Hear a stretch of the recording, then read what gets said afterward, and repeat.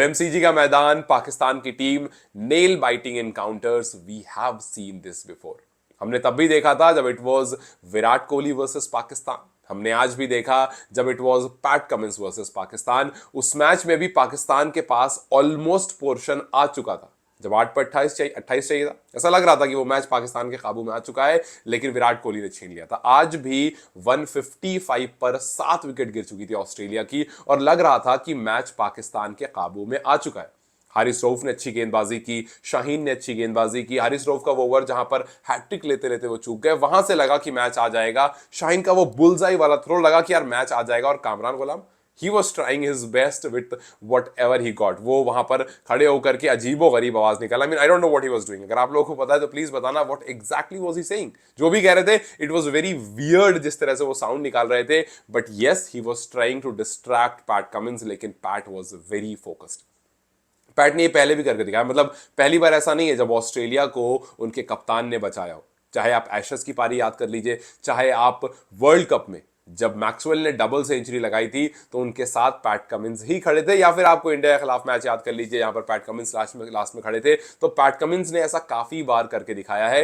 Clutch situation में वो automatically recharge हो जाते हैं और एक जबरदस्त बैट्समैन बन जाते हैं। और साथ ही मुझे लगता है कि कहीं ना कहीं पाकिस्तान ने अपना होमवर्क अच्छे से नहीं किया था। अगर होमवर्क किया होता तो शायद देखा होता कि पैट कमिंस के पिछले 12 मैच में 47 का एवरेज है। पैट कमिंस ने 12 में से 7 मैच नॉट आउट गए वो, विच मींस के वो मैच को खत्म करना ज्यादा प्रेफर करते हैं और अपना विकेट गंवाना इतनी आसानी से बिल्कुल प्रेफर नहीं करते हैं। और आज भी when Pakistan was bowling bouncers, मुझे लगता है वहीं पर सबसे बड़ी गलती हुई। बिकॉज देखो, आप सब कॉन्टिनेंट के खिलाड़ी को नहीं खिला रहे हो, वो आपकी बाउंसर से नहीं डरेगा। Because ever since he has held the bat, उसने बाउंसर ही खेलना सीखा है। उन पिचेस पर बॉल बाउंसी होती है, उसने बाउंसी पिचेस पर ही खेला है। So you would have gone otherwise. अगर आप किसी सब कॉन्टिनेंट के खिलाफ खेल रहे होते तो मैं मानता कि आप बाउंसर से डराते, लेकिन 155 पर 7 आने के बाद आपने बाउंसर्स के चक्कर में वाइड्स बैक टू बैक फेंकी, आपने बाउंसर्स के चक्कर में उनको रिलैक्स होने दिया, और क्योंकि वो डक करते जा रहे थे और बॉल बहुत सारी बच रही थी, और आपने बाउंसर के चक्कर में कहीं ना कहीं पैट कमिंस खुल गए और आपकी लेंथ जहां थोड़ी गड़बड़ा रही थी, पैट कमिंस वाज स्ट्राइकिंग। और द बेस्ट पार्ट वाज कि पैट कमिंस का स्ट्राइक रेट 100 से नीचे नहीं आया। पैट कमिंस का स्ट्राइक रेट 100 से ऊपर रहा तब जब 7 विकेट गिर गई थी। मतलब जब यूजुअली कोई भी बैटर डिफेंड करना शुरू कर देता है कि भाई मेरे बाद कोई नहीं है, रन्स बहुत थोड़े से हैं, 50-40 रन है, धीरे धीरे मार दें। पैट ने कहा नहीं, मारूंगा भी तेज और आपको गलती भी करते रहने दूंगा, आप गलती करते रहे। एंड पैट ने अपना काम कर दिया। खैर, पाकिस्तान बैटिंग के बारे में हम बात कर चुके हैं पिछली वीडियो में। बैटिंग पाकिस्तान ने जिस तरह से की बहुत कमेंडेबल नहीं थी। हालांकि नसीम वाला पोर्शन कमेंडेबल था, बाबर का पोर्शन कमबैक जैसा लग रहा था। सो वी होप कि आगे कुछ नया मिले, लेकिन कप्तान पर भी कहीं ना कहीं सवाल उठेंगे। Because captain was not looking very aggressive. हो सकता है आपको लगे कि यार रिजवान ठीक तो कर रहे थे, लेकिन अगर आपने मैच देखा then you might have noticed कि रिजवान हर दूसरी बॉल पर फील्ड चेंज कर रहे थे, विच मीन्स कि कोई फाइनल प्लान नहीं था आपके पास। आप उस सिचुएशन में थोड़ा पैनिक में थे।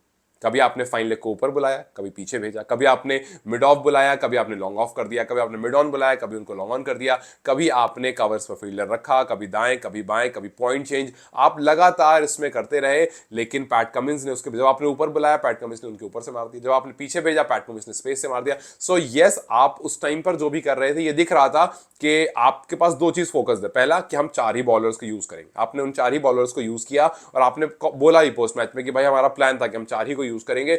दूसरा, आपने सोचा कि सिचुएशन के हिसाब से फील्ड चेंज करते रहेंगे। सो आपके सॉलिड प्लान ना होने की वजह से, आपका पहला मैच है so obviously no one will question you, लेकिन आपके सॉलिड प्लान ना होने की वजह से एक एक्सपीरियंस कैप्टन आपको कहीं ना कहीं आकर के खा गया।